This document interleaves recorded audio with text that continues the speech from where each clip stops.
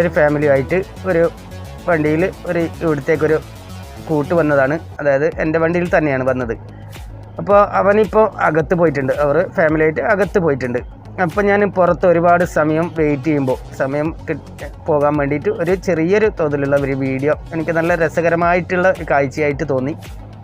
അപ്പോൾ അതുകൊണ്ട് തന്നെ നിങ്ങൾക്കും കാണിച്ചു തരാം ആ കാഴ്ച എന്ന് തോന്നി. ഇതാ കന്നഡത്തിൽ ബോർഡൊക്കെ ഉണ്ട്. അപ്പോൾ അത് എന്താണെന്നുള്ളത് നിങ്ങൾക്ക് ഞാൻ വളരെ വ്യക്തമായിട്ട് തന്നെ കാണിച്ചു തരുന്നുണ്ട്, നിങ്ങൾ തന്നെ വായിക്കുക.